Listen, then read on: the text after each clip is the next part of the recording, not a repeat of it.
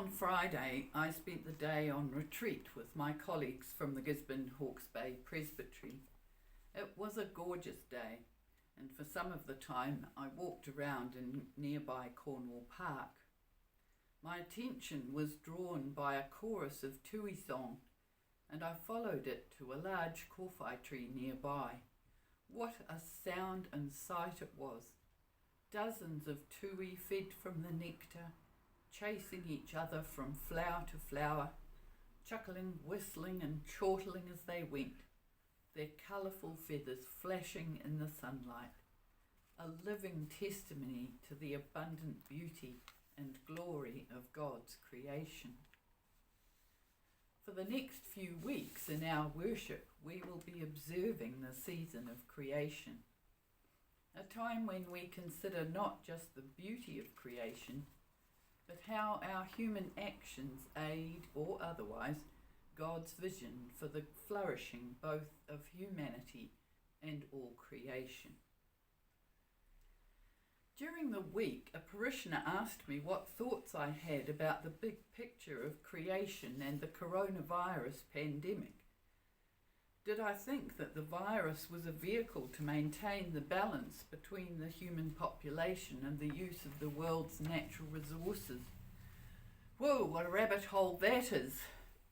It's a question which I have thought about during these unprecedented times, and I find it hard as a human being to maintain enough emotional distance to watch with equanimity as nature sorts itself out. Our call, and probably our natural tendency as Christians, is to want to help each other.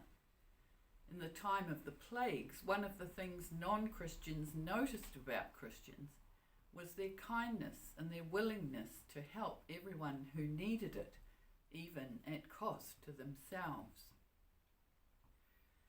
Living in a time of pandemic certainly gives rise to sharp questions about our theology, and particularly our theology of creation.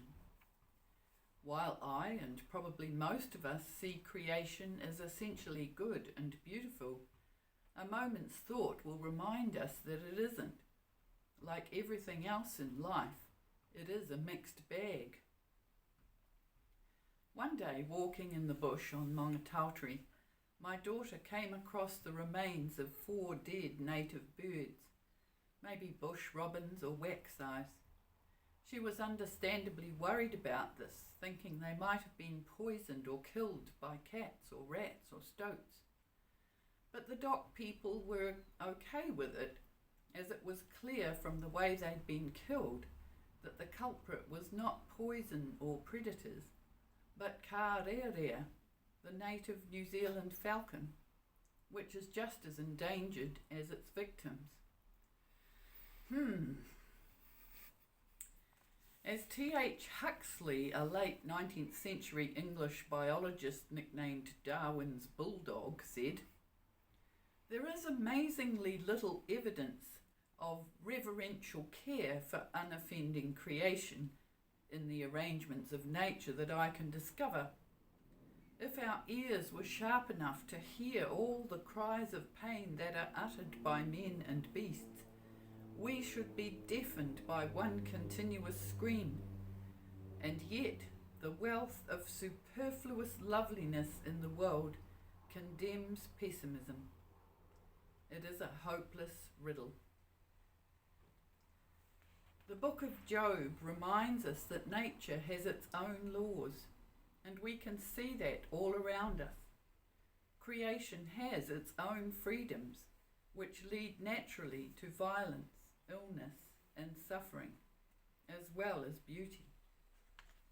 So we are surrounded by both beauty and suffering, and all of us have lived long enough to see that life is a struggle, with periods of calm punctuated by joys and sorrows. But ultimately, our faith is grounded in hope. A hope that echoes throughout Scripture and in the superfluous loveliness of creation. a hope that we hear in passages like Isaiah 35. Then the eyes of the blind shall be opened, and the ears of the deaf unstopped. Then the lame shall leap like a deer, and the tongue of the speechless sing for joy. For waters shall break forth in the wilderness, and streams in the desert. The burning sand shall become a pool, and the thirsty ground springs of water. The haunt of jackals shall become a swamp. The grass shall become reeds and rushes. I came across a very interesting and to me helpful article on this subject, and I'll post a link to it for you. But it ends this way. If we seek inspiration from the Hebrew Bible and the New Testament in this present crisis, we would not expect God to intervene like a cosmic president, to declare emergency powers and veto the freedoms of the ecological systems within which all creatures live.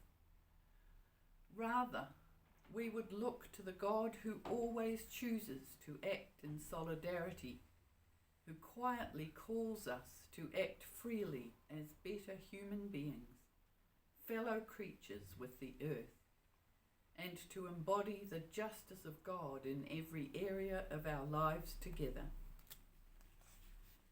In these strangest of times, may we keep our eyes open to the opportunities to act freely as better human beings. In our gratitude for the beauty around us, may we be moved to act justly both towards creation and towards those whose lives we touch. And as we reflect on these thoughts, let us enjoy this recording of For the Beauty of the Earth.